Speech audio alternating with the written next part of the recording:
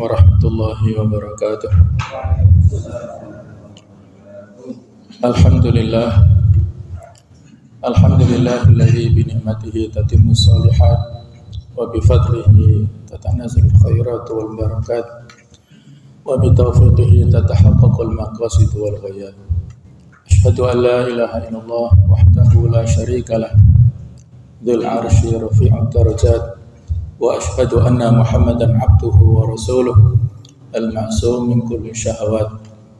Allahumma salli wa sallim ala sayyidina wa habibina wa maulana Muhammad wa ala alihi wa ashabihi wa man sara ala nahjihi min ahli khair. Allahumma inna nas'aluka ilman nafi'a wa na'udzu bika min ilmin la yanfa'. Subhanaka la ilma lana illa ma 'allamtana innaka antal alimul hakim wa tub 'alaina innaka antat tawwabur rahim. Amma ba'du, para jamaah kaum muslimin muslimat rahimakumullah. Alhamdulillah, marilah selalu kita bersyukur kepada Allah Subhanahu wa taala yang telah memberikan kesempatan kepada kita untuk bertemu kembali dengan bulan Ramadan. Para ulama menyampaikan bahwasanya nikmat ini terbagi menjadi dua macam. Yang pertama adalah usulun ni'am, dasar-dasar kenikmatan.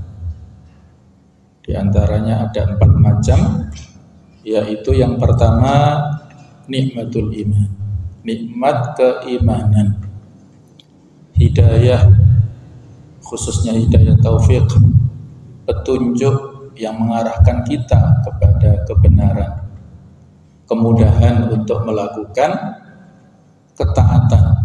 Itu nikmat yang utama yang Allah Ta'ala berikan kepada kita. Yang kedua yaitu nikmatus sihmah, nikmat kesehatan, nikmat kebugaran fisik, sehingga kita bisa melangkahkan kaki kita ke tempat-tempat baik, ke majelis ilmu, ke masjid-masjid untuk melakukan berbagai macam ibadah. Yang ketiga nikmatul ilm, nikmat ilmu, yang dengan itulah Allah Ta'ala memberikan ilmunya kepada kita sehingga kita bisa membedakan mana yang hak dan mana yang batil, mana yang boleh kita lakukan dan yang tidak boleh. Kemudian yang keempat adalah nikmatul waqt, nikmat usia, nikmat waktu, nikmat umur yang kita mendapatkan saat ini. Usia kita disampaikan, dipertemukan dengan bulan Ramadan. Di antara doa yang sudah kita ucapkan dulu sejak pada saat bulan Rajab, Allahumma barik lana fi Rajab wa Sya'ban wa ballighna Ramadan. Ya Allah, berikanlah barokah kepada kami di bulan Rajab, di bulan Sya'ban, dan sampaikanlah kami semua ke bulan Ramadan. Allah mengijabah doa-doa kita itu. Para sahabat dan generasi salafun saleh, mereka dulu 6 bulan sebelum masuk Ramadan berdoa supaya dipertemukan dengan bulan Ramadan. Dan 6 bulan pasca Ramadan, setelah Ramadan, mereka berdoa supaya amal-amal yang sudah dilakukan di bulan Ramadan diterima oleh Allah Ta'ala. Di antara doa yang mereka ucapkan, ini bukan hadis tapi doa para sahabat, Allahumma sallimna ila Ramadan wa sallim lana Ramadan wa tasallamuhu minna mutaqabbala. Ya Allah, sampaikanlah kami ke bulan Ramadan, antarkanlah Ramadan kepada kami, dan terimalah amal-amal kami di bulan Ramadan.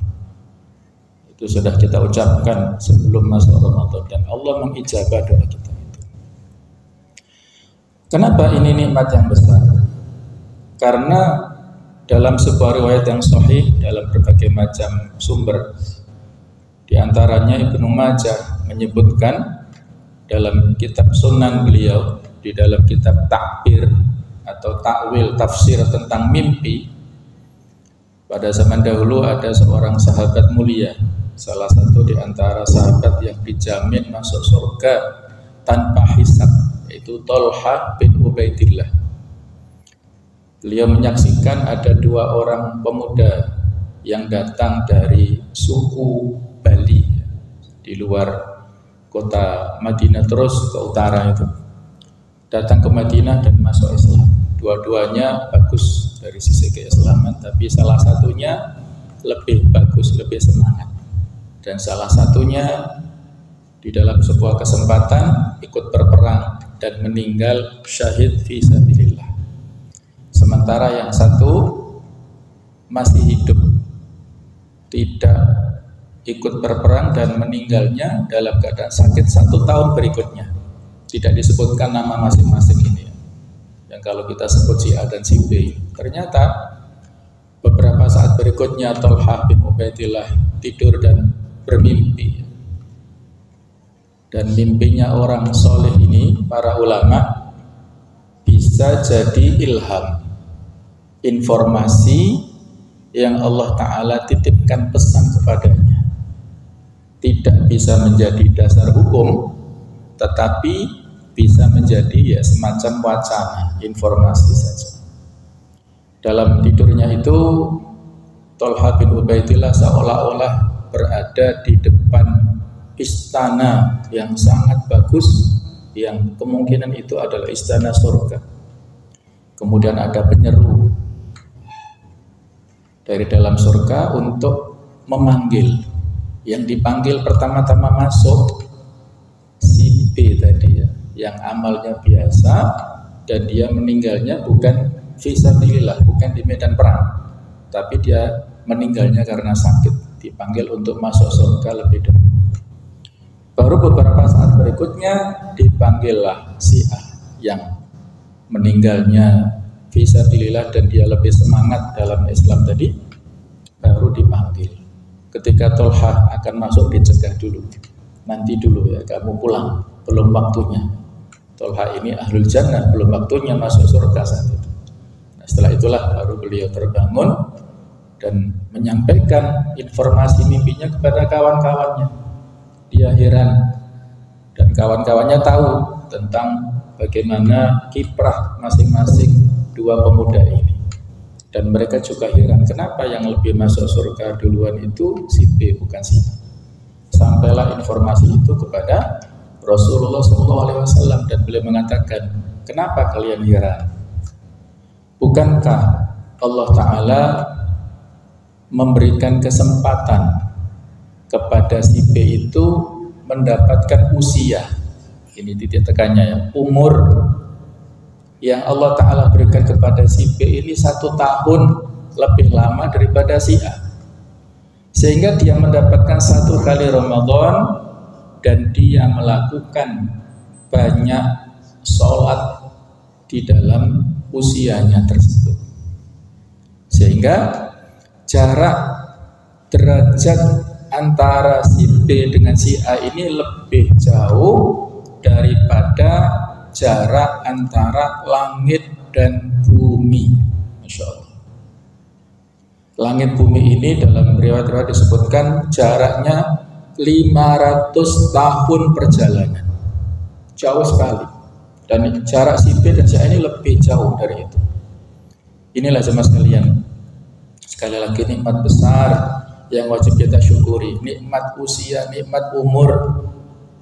Saat saudara, kawan, kerabat ataupun tetangga kita sudah meninggal sebelum Ramadan, mungkin beberapa bulan, mereka tidak diberi kesempatan masuk bulan Ramadan, dan kita diberikan kesempatan saat ini masuk di bulan Ramadan, dan kita melakukan ibadah-ibadah, ada puasa, ada sholat di situ.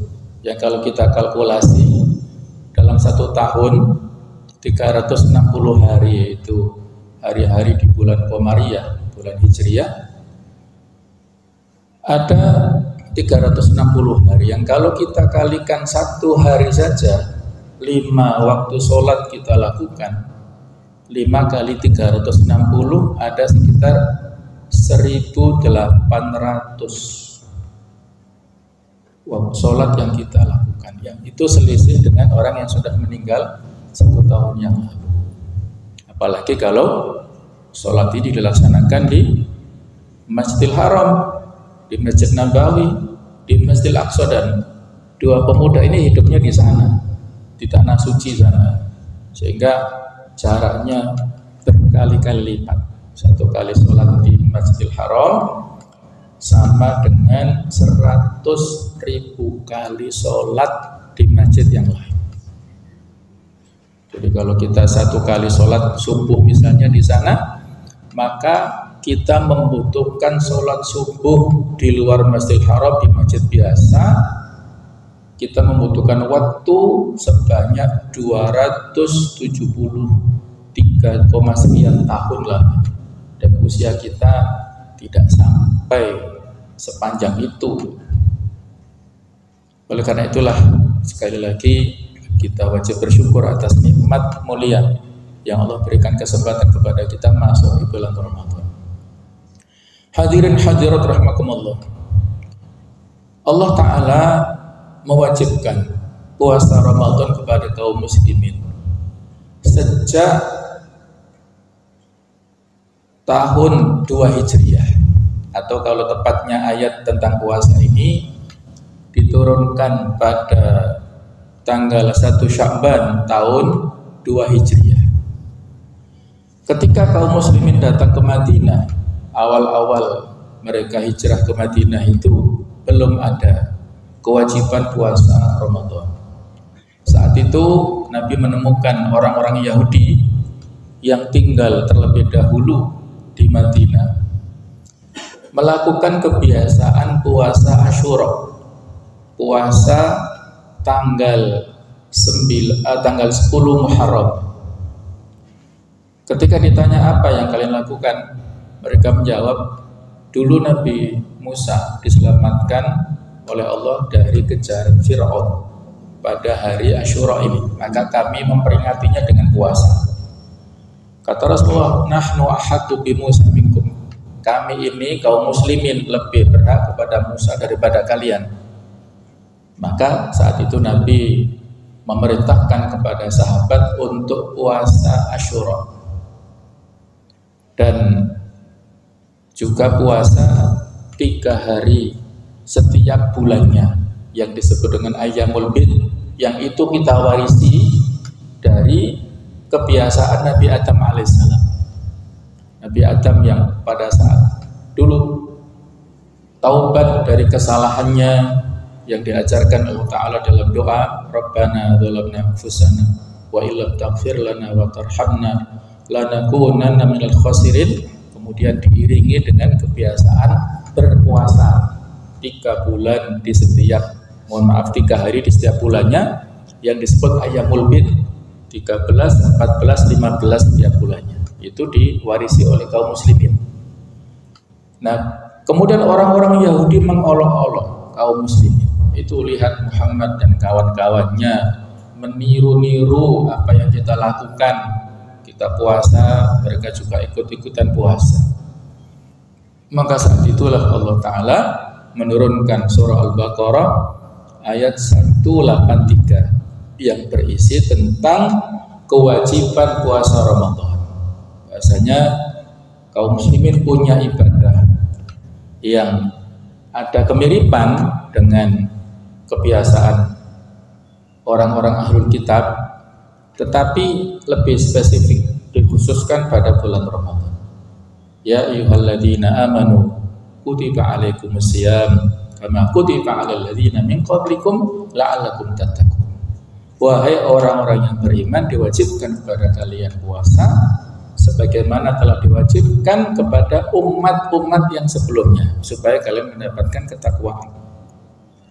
Al-Imam Al-Qurtubi mengatakan bahwa dulu Allah Ta'ala memerintahkan kepada orang-orang Yahudi untuk berpuasa selama 50 hari.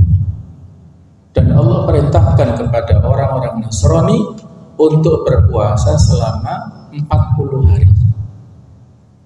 Kemudian berikutnya Allah Ta'ala perintahkan kepada kaum muslimin berpuasa di bulan Ramadan yang ayyaman maktudah, hanya bilangan hari-hari tertentu saja, yaitu 1 bulan saja, antara 29 atau 30 hari.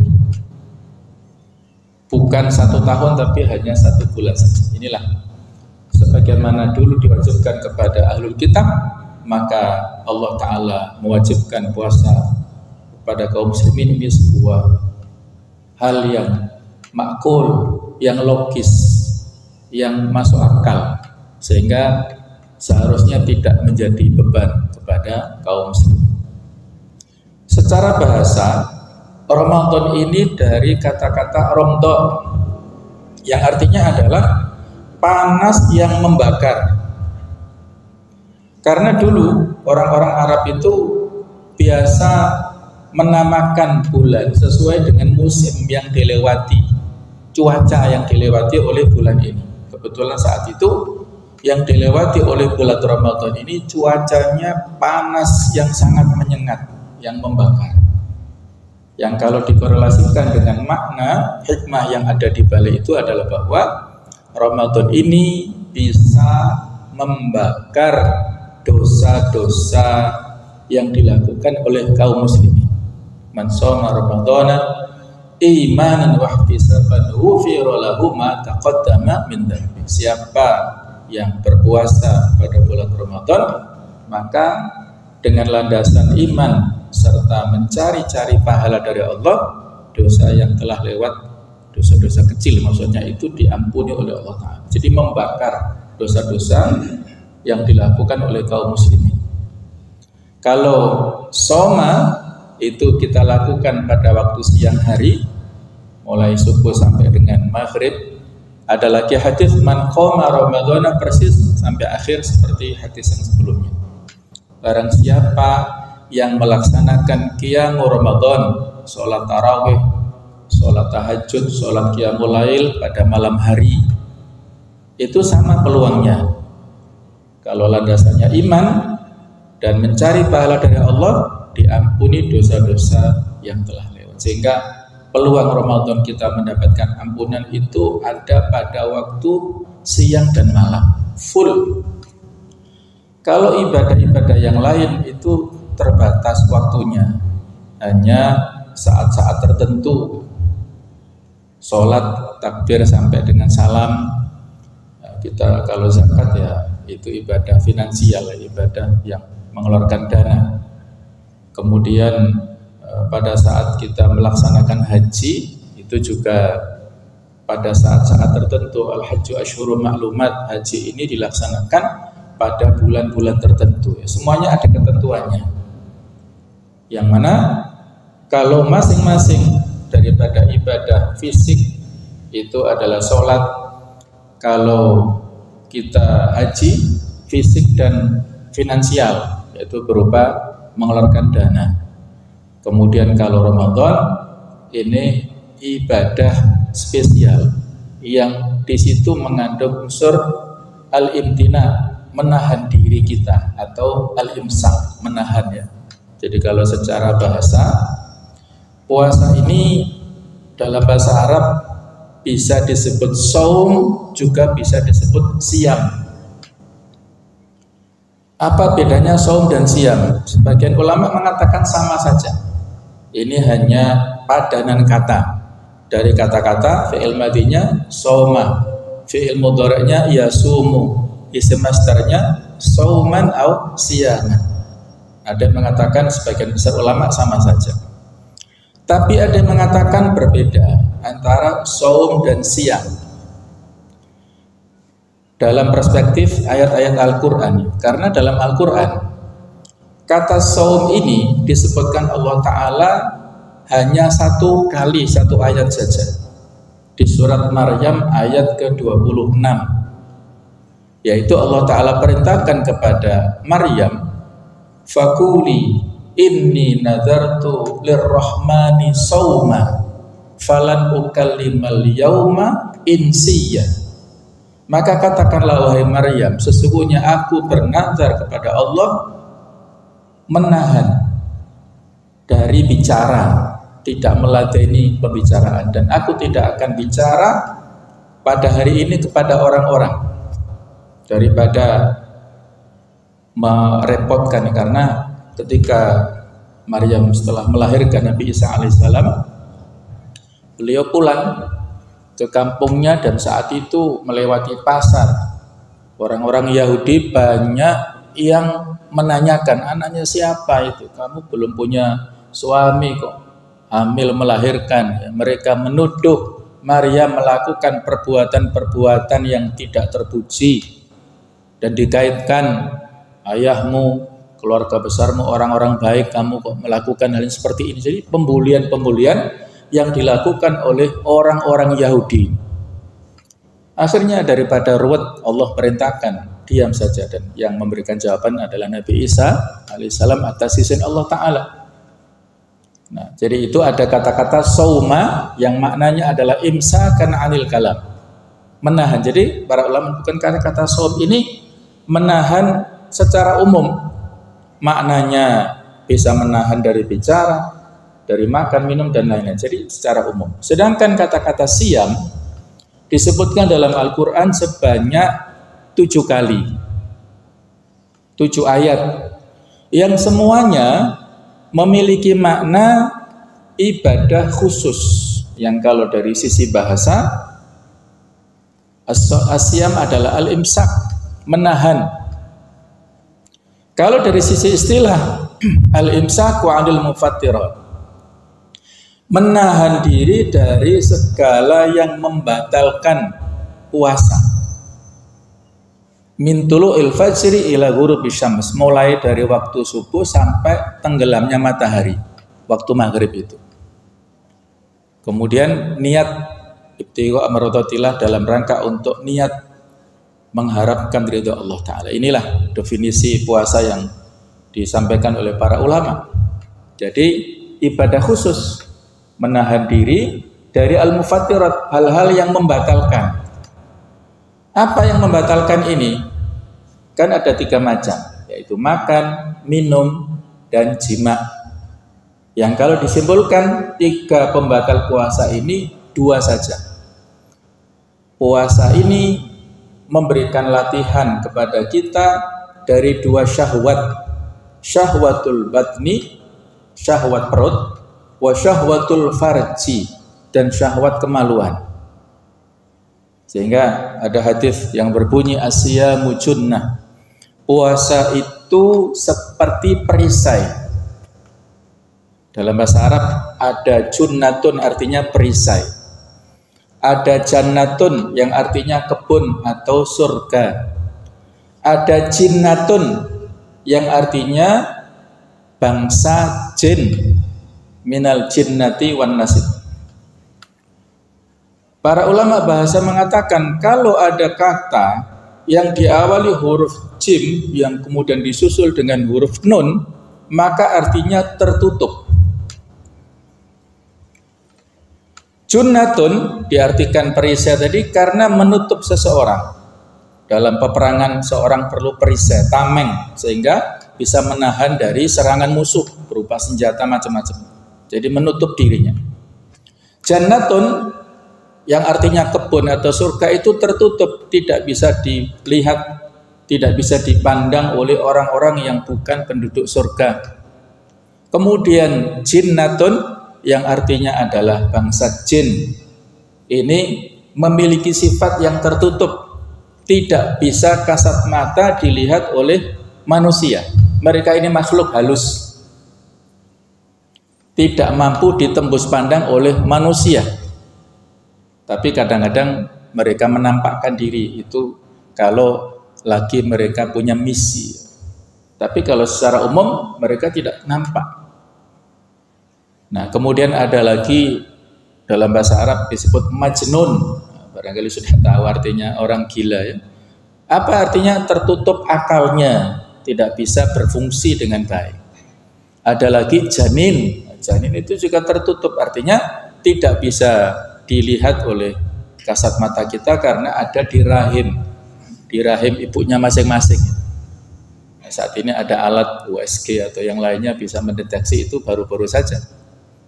Tapi pada intinya dia tertutup dan USG hanya informasi ya, tidak bisa memastikan. Nah, itulah ya. Jadi asyamu junnah. Puasa itu adalah perisai.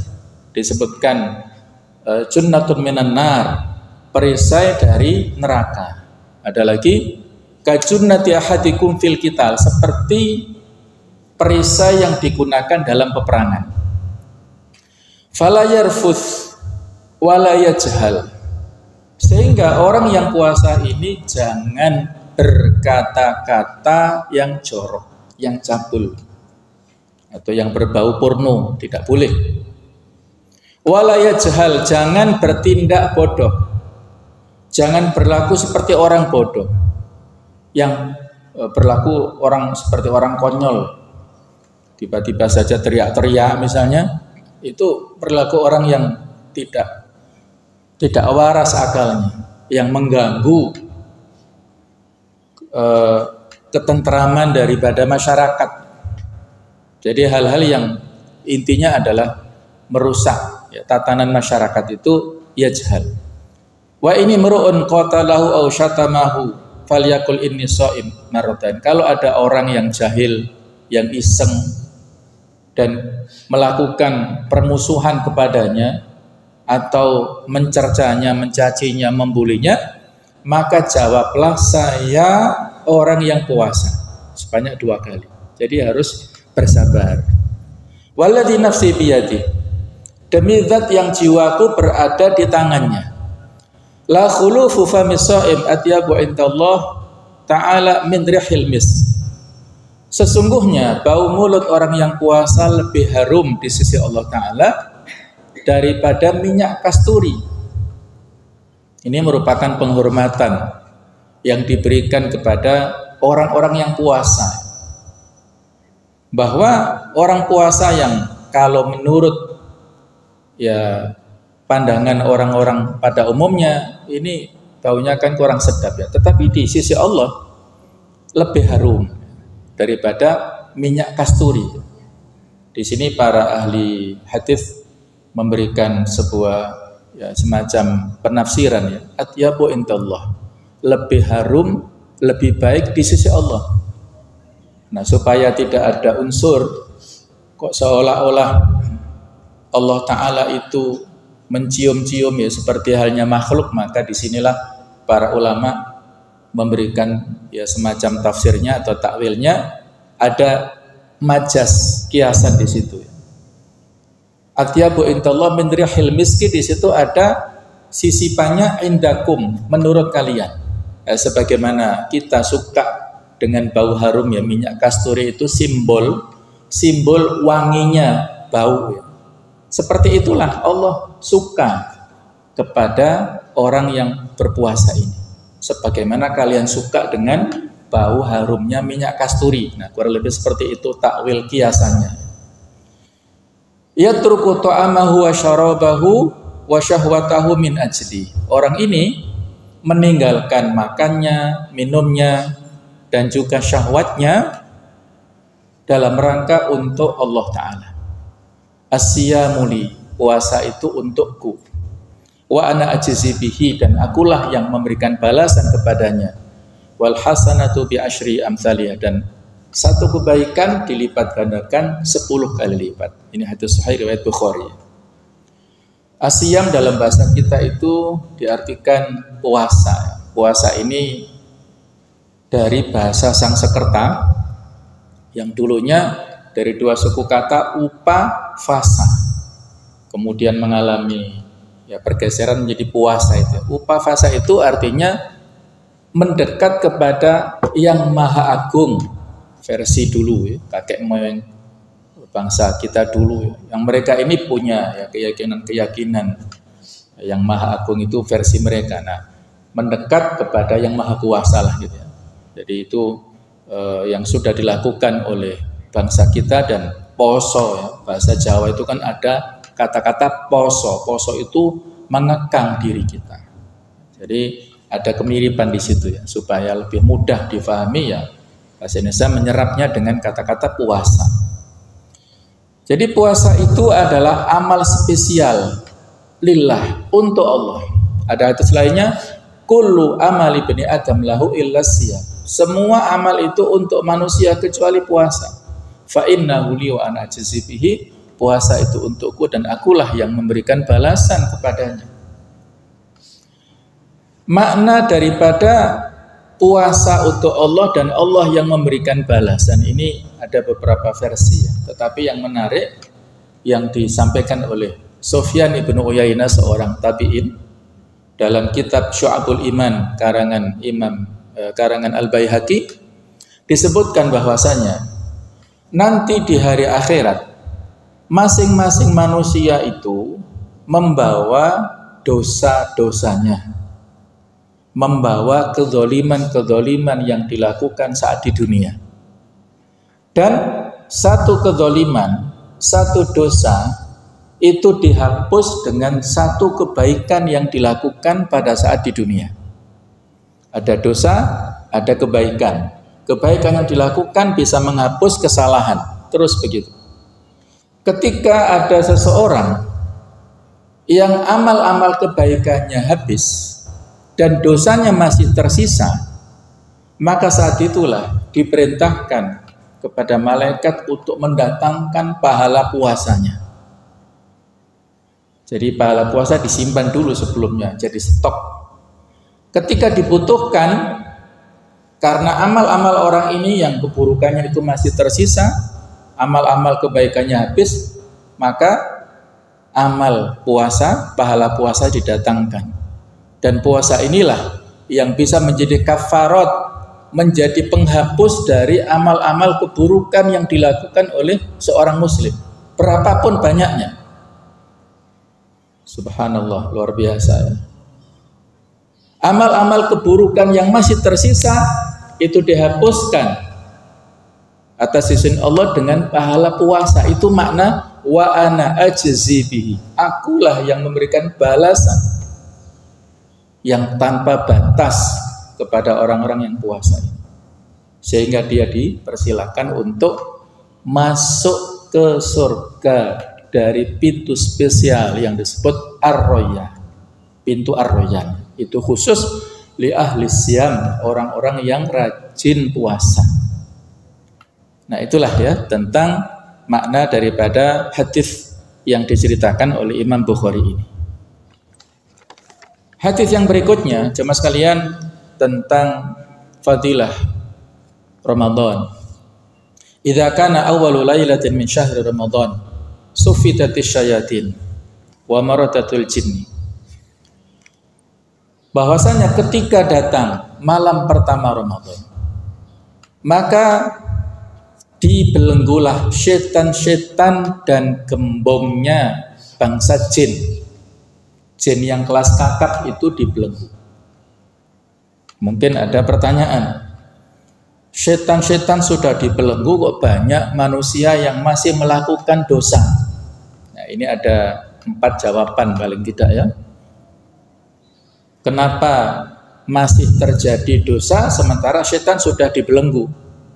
Jawaban pertama adalah penyebab orang melakukan kemaksiatan itu bukan hanya dari setan, tetapi ada dorongan dari jiwa manusia sendiri.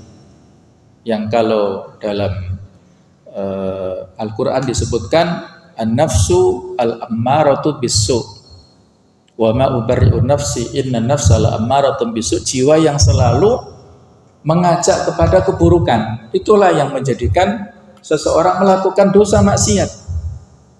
Jadi tidak mesti semua perbuatan itu atau semua keburukan hanya dari setan, bisa jadi dari manusianya sendiri.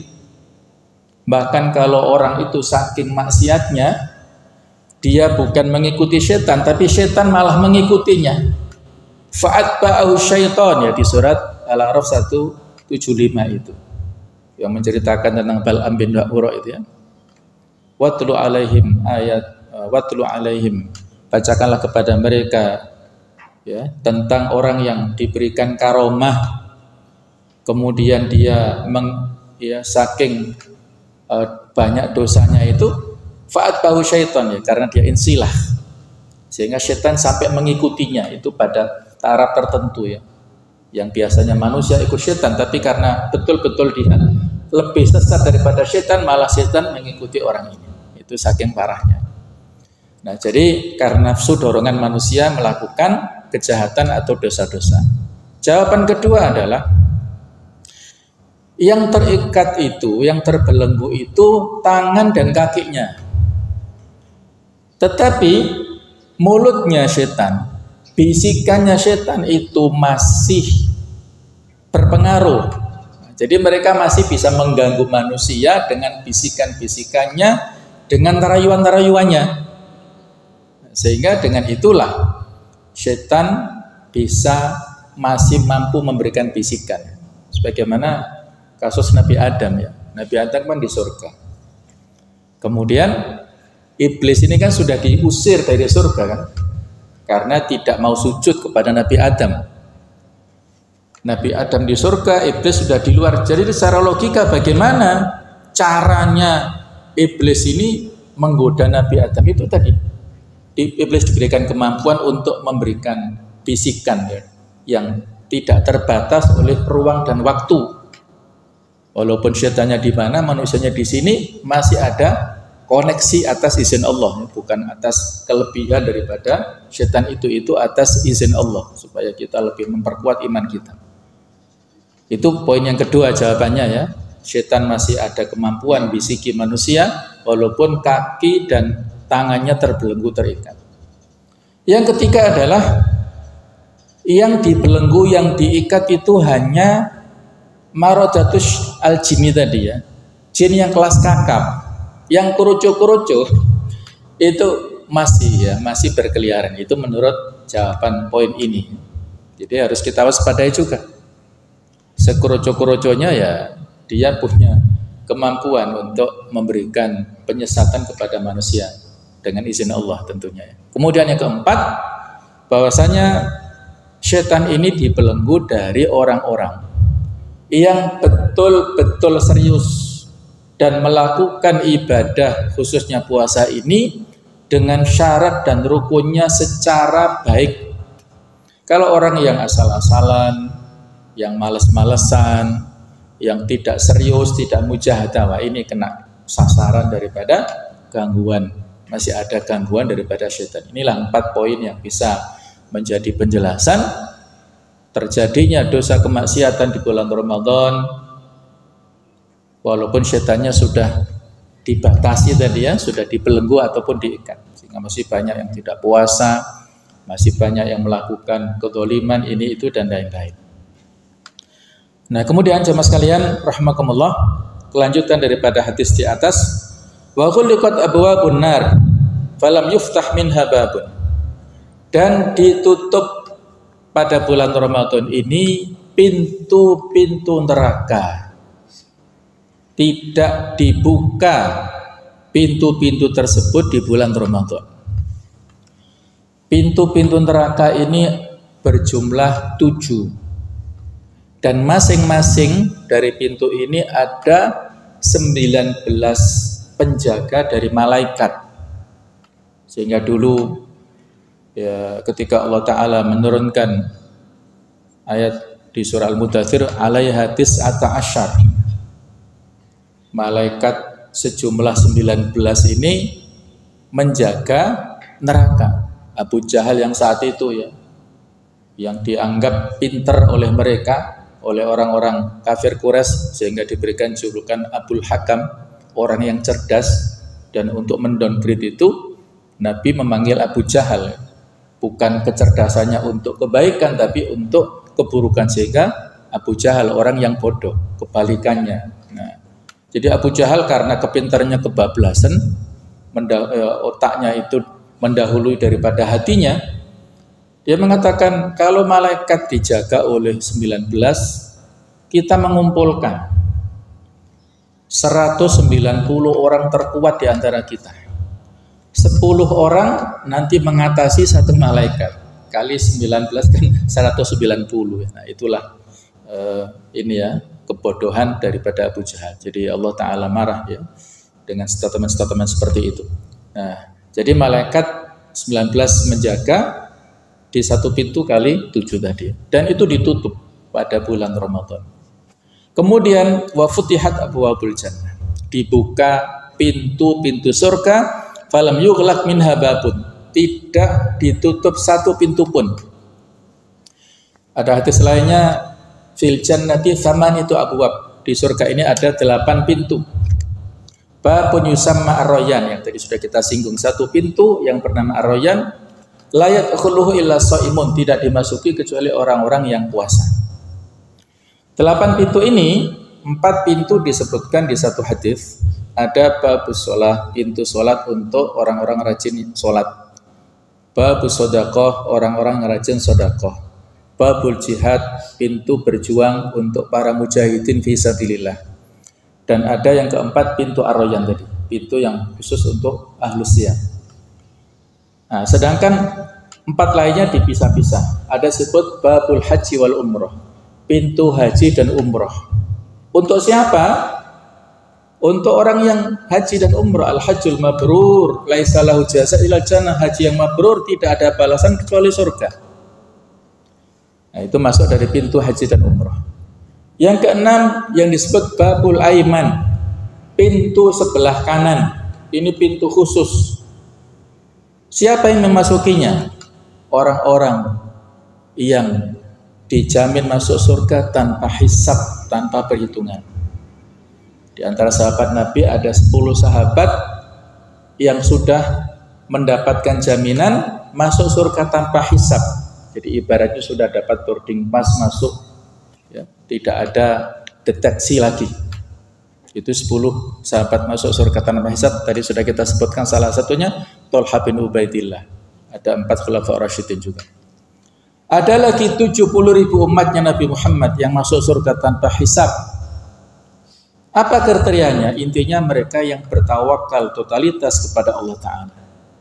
Tidak meruqyah dan minta diruqyah dengan cara yang syirik, dengan cara yang tidak legal, tidak islami. Wala yatatayyarun, tidak tatoyur, tidak pesimis pada saat melihat fenomena-fenomena alam. Wa ala rabbihim yatawakkalun, dan mereka bertawakal kepada Allah. Itulah ciri-ciri orang yang masuk surga tanpa hisab, yang masuk dari pintu sebelah kanan tadi. Yang ketujuh dan ke-8 ini berbeda-beda. Mengatakan orang yang menahan amarah, yang bisa bersabar, orang yang rajin menuntut ilmu, ahlul zikr, orang yang berzikir, orang yang rajin silaturahim dan lain-lain. Ini berbeda-beda pendapat daripada ulama. Jadi kita kembali ke sini, pintu-pintu surga pada saat Ramadan ini dibuka. Wa yunati munadin, dan saat itu ada penyeru. Ya baghiyal khair aqbil, wahai orang-orang yang ingin melakukan kebaikan segera datang kemari. Wa ya baghiyasy syarri aqsir, dan orang yang ingin melakukan keburukan berhentilah. Jadi ada seruan-seruan seperti itu yang kita nggak mendengar, tetapi ada seruan dalam batin kita. Sehingga kalau tadi neraka ditutup, surga dibuka, ini para ulama mengatakan baik itu maknanya secara ditutup secara fisik untuk nerakanya, surganya dibuka secara fisik, ataupun secara non fisik, secara abstrak. Neraka ditutup artinya peluang-peluang maksiat yang bisa mengantarkan orang masuk neraka itu dipersulit oleh Allah. Dan surga dibuka artinya secara abstrak peluang-peluang kebaikan yang bisa mengantarkan orang ke masuk surga itu dipermudah oleh Allah. Sehingga Masya Allah pada saat malam Ramadan orang-orang sudah begitu antusias, dan sebelumnya jauh dari masjid, tapi Alhamdulillah saat Ramadan mereka berbondong-bondong datang ke masjid. Yang sebelumnya bakhil saat Ramadan akhirnya menjadi dermawan. Yang sebelumnya malas-malasan baca Quran, saat Ramadan langsung. Di luar Ramadan untuk baca 1 juz saja berat luar biasa. Tapi Masya Allah hari pertama kemarin barangkali ada di antara kita yang membaca Al-Quran 1 juz ringan, akhirnya ditambah 2 juz. ditambah 3 juz, bahkan mungkin ada yang satu hari 10 juz. Sehingga satu kali Ramadan bisa 10 kali khatam, Masya Allah. Ada yang begitu, walaupun sibuk. Itu kapan? Ramadan memberikan kemudahan, semangat kepada kaum muslimin melakukan kebaikan yang dengan itulah mudah masuk surga. Itu makna secara abstraknya. Kemudian jemaah sekalian, di dalam hadis ini disebutkan walillahi utaqa minan nar, dan Allah memiliki orang-orang yang terbebaskan dari api neraka, wa dzalika kullalailatin, dan itu ada pada setiap malam. Ada peluang bagi kita untuk terbebaskan dari api neraka. Kalau di hadis ini adalah peluangnya setiap malam. Kalau di hadis yang lain menjadi pelengkap, inna lillahi tabaraka wa ta'ala utaqa fi kulli yaumin wa lailah fi Ramadan. Sesungguhnya Allah memiliki orang-orang yang dibebaskan dari api neraka pada setiap hari dan setiap malam. Jadi enggak hanya terbatas malam saja, tapi siangnya juga demikian. Wa inna likulli muslimin fi kulli yaumin wa lailah da'watun mustajabah, dan setiap muslim punya peluang dikabulkannya doa setiap hari, baik itu siang ataupun malamnya. Sehingga jemaah sekalian, pada bulan Ramadan ini baik siang ataupun malam kita dianjurkan untuk memperbanyak doa. Di antara doanya begini: Allahumma ja'alni min utaqaika minan nar, ya Allah jadikanlah aku termasuk hamba-hambamu yang terbebas dari api neraka nanti di akhirat. Allahumma ja'alni min utaqaika minan nar, jadikanlah aku termasuk hamba-hambamu yang terbebas dari neraka. Kalau kita jauh dari neraka ya pasti masuk surga ya. Tidak ada transit antara neraka dan surga, nggak ada emperannya ya. Ashabul A'raf di surat Al-A'raf itu hanya sementara. Tapi kalau sudah masing-masing sudah selesai hisabnya ya pasti golongan, ada ashabul jannah masuk surga dan ada ashabun nar. Nah, jadi dengan itulah kita akan mudah masuk surga dengan amal-amal di bulan Ramadan. Ada lagi hadis sama sekalian yang berbunyi atakum Ramadan syahru barakah. Datang kepada kalian bulan Ramadan, bulan penuh keberkahan. Yakhsyakumullahu fi. Allah meliputi di bulan Ramadan ini kepada kalian. Fayunazilur rahmah, Allah menurunkan rahmat. Wa yahuttul khotoya, dan menghapuskan kesalahan-kesalahan. Wa yastajibu fi du'a, serta mengabulkan doa di dalamnya. Jadi jamaah sekalian, Ramadan ini dari awal sampai akhir itu penuh dengan rahmat Allah. Dari awal sampai akhir penuh dengan maghfirah. Dari awal sampai akhir penuh dengan pembebasan dari api neraka. Ada hadis yang populer ya, yang biasanya dibacakan Ramadan ini, awaluhu rahmah, 10 hari pertama rahmat, wa usatuhu maghfirah, 10 hari kedua maghfirah, wa akhiruhu itqum minan nar, 10 hari terakhir adalah pembebasan dari neraka. Ini hadisnya dhaif, hadisnya lemah. Tidak ada klasifikasi seperti itu. Yang ada full, rahmatnya full, maghfirahnya full, itqum minan nar full, mulai awal sampai akhir. Jadi peluang itu terus ada. Wa yanzurullahu ila tanafusikum fi, Allah melihat kepada perlombaan kalian di dalamnya. Wa yubahi bikum malaikatahu, dan Allah membanggakan kalian di depan malaikat-malaikatnya. Fa'arullaha min anfusikum khaira, maka perlihatkanlah kepada Allah kebaikan kalian. Jadi jemaah sekalian, Allah melihat, memantau perlombaan kita. Oh hamba-hambaku berlomba-lomba ke masjid, berlomba-lomba tadarus, berlomba-lomba sedekah, diceritakan dengan bangga kepada para malaikat. Oh si fulan rajin sedekah, si fulan rajin sholat, si fulan rajin tadarus, rajin tilawah. Sehingga nama-nama orang-orang yang baik ini sudah terkenal di penduduk langit sana, di malaikat. Dikenal si fulan rajin ini. Sehingga kalaupun nanti jamaah sekalian, fulan-fulan yang baik ini meninggal dunia, rohnya ketika dibawa ke langit itu sudah dikenal. Roh yang harum, yang malaikat sukacita, ahlan wa sahlan wa marhaban, menyambut dengan gembira kedatangan ruh ini. Karena sudah dikenal, kan beda ya. Kalau ibarat kita bertamu kepada tuan rumah yang sudah mengenal, wah seperti keluarga besar. Tapi kalau nggak kenal siapa kamu, nggak dikenal. Apalagi kalau wal'iyadzubillah, kalau kebalikannya orang itu ahlul maksiat, Allah mengumumkan kebencian kepada orang ini, dan nanti ketika itu malaikat juga membenci semuanya. Ketika mati, meninggal dunia, rohnya diangkat ke langit, baunya busuk, dan malaikat tidak mau membukakan pintu langit. Siapa itu? Oh fulan yang rajin maksiat. Enggak mau ya, mereka tertutup pintu langit, enggak mau dibuka.